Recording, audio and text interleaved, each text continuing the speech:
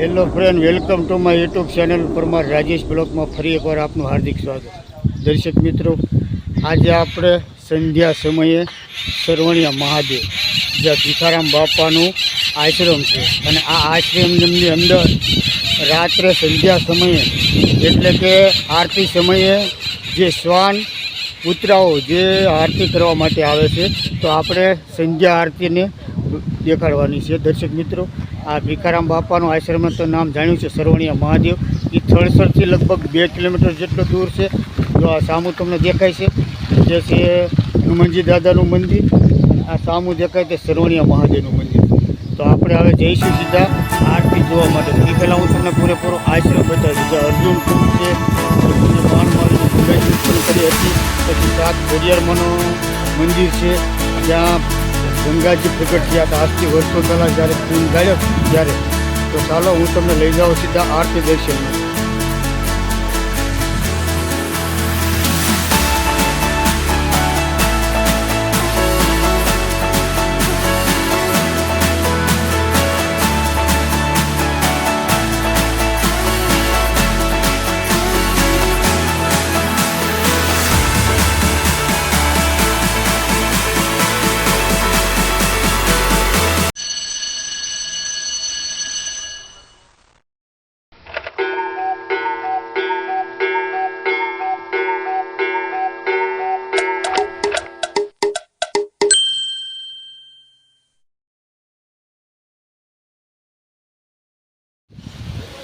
દોસ્તો, આ સિદ્ધેશ્વર મહાદેવનું મંદિર છે અને એની બાજુમાં છે અર્જુન કુંડ.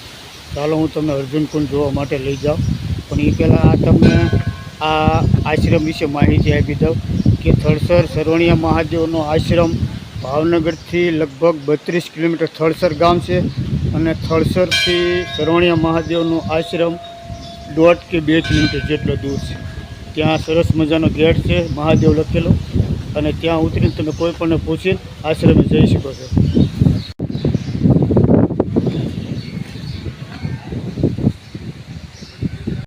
આ છે માં આઈ શ્રી ખોડિયારમાં અને 7 બહેનોની ઉપર સ્થાપના કરેલી છે. આ બાજુમાં છે જળદેવી માનું મંદિર, જ્યાં 1992ની અંદર મહારુદ્ર યજ્ઞ કર્યો ત્યારે કોઠી મૂકવા માટે, જે પાણીના પ્રવાહ માટે કોઠી મૂકવા માટે ખાડો ખોદ્યો હતો અને ત્યાંથી ગંગાની ધારા વસૂટી, એટલે ત્યાં જળદેવીની સ્થાપના કરેલી છે ખોડિયાર. ત્યાં 7 બહેનોનું અહીં આ મંદિર બનાવેલું છે. હવે આપણે થોડી વારમાં જઈશું સંધ્યા આરતી. અને સંધ્યા આરતીનું મેં તમને આગળ કીધું એમ કે આ સંધ્યા આરતીનું માધ્યમ એવું છે કે દર સંધ્યા આરતીમાં અહીં શ્વાન એટલે કે કૂતરાઓ પોતે આરતી કરવા એટલે શંખના નાદે આરતી કરવા માટે આવે છે. તો ચાલો જઈએ હવે આરતીના દર્શન કરવા માટે.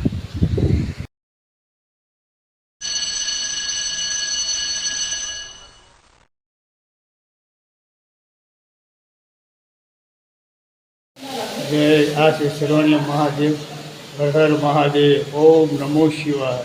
ઓમ ત્રંબકમ યજામહે ગંધીન પુષ્ટિ વર્ધનમ ઉર્વારો તમેવ બંધનાન મૃત્યુન મુક્ષુ મહાદેવ. અત્યારે આરતીની પૂરેપૂરી તૈયારી થઈ રહી છે. તો આપણે આરતીમાં જે શ્વાન આવે એને આપણે ખાસ બતાવવાના છે, કારણ કે આરતી સમયે જે શ્વાન અહીંયા પોતે શંખ વગાડવા માટે આવે છે.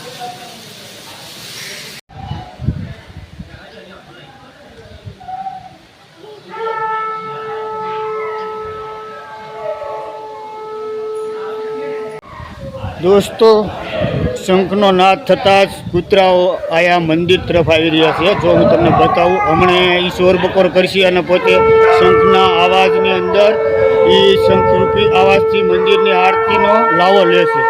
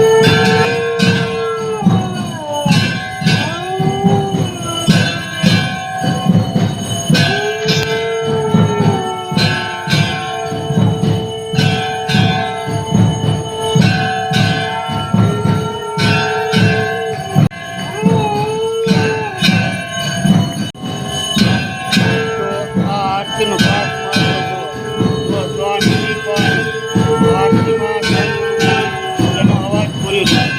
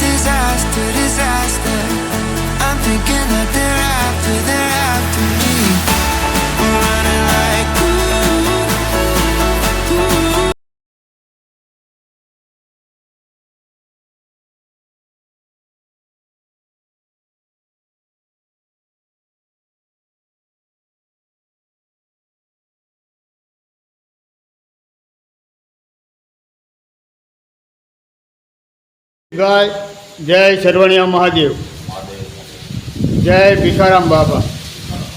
આ અતિ પવિત્ર માસ એટલે શ્રાવણ મહિનો હાલી રહ્યો છે. તમે તમારા પૂરા પરિવાર સાથે સરવણિયા મહાદેવ દર્શન કરવા માટે આવ્યા છો. તો અલ્પેશભાઈ, મારો પ્રશ્ન એ છે કે અહીં સંત શ્રી ભીખારામ બાપાના દર્શન તમે કરેલા છે. તમે લગભગ 10 વર્ષથી આવો છો, તો અમારા યુટ્યુબ મિત્રોને એ જણાવો ને, તમારો અનુભવ શેર કરો. અલ્પેશભાઈ, થોડુંક નજીક રાખો, ફાસ્ટ બોલો. 10 થી 12 વર્ષથી હું અહીંયા આવું છું. આ જગ્યાએ ત્યારથી અમે અહીંયા આવી છે. અને અમારે લગભગ 2-3 મહિને અહીંયા આવવાનું થાય છે. બાપાના દર્શન કરી છે. અહીંયા આવીને શાંતિ અનુભવી છીએ. જય સરવણિયા મહાદેવ, જય સરવણિયા મહાદેવ. મકનજીભાઈ, તમે તો અહીંના સ્થાનિક છો. હા. તમે તો દરરોજ આરતીના સમયે આવો છો. હા. લગભગ બાપા હતા ત્યારથી અત્યાર સુધી આવો છો. તો આ શ્વાન દરરોજ દિવસે 2 વાર અથવા સંધ્યા સમયે 2 સમયે એનો પોતાનો સૂર પુરાવા માટે આવે છે. એના વિશે તમારું યુટ્યુબ દર્શક મિત્રોને જણાવો ને.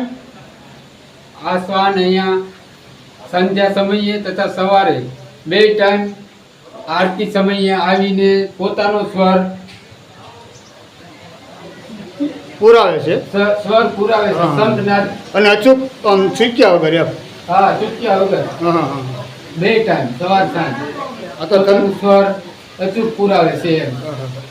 તો તમે ખાસ આ સંધ્યા સમયે બાપાના આશ્રમના દર્શન કરવા માટે આવજો. હા, તો તમે ખાસ આ બાપાના દર્શન કરવા આવજો. Thank you Makanjibhai. બાપા હતા ત્યારથી આ પુતરાઓ આવે છે. Thank you Makanjibhai. અમારા વિડીયોમાં તમારો અભિપ્રાય શેર કરવા બદલ આપનો ખૂબ ખૂબ આભાર. ધન્યવાદ. જય માતાજી. હર હર મહાદેવ. આપણે 3 જય બોલવાની છે. ભીખારામ બાપાની, સરવણિયા મહાદેવની અને કોની છે બીજા? હનુમાનજી દાદા. વાહ, ચકાચક 3 જય બોલાવો. બોલો. સંત શ્રી ભીખારામ બાપાની જય, સરવણિયા મહાદેવની જય, હનુમાનજી મહારાજની જય. ઓમ નમઃ પાર્વતી હર હર મહાદેવ.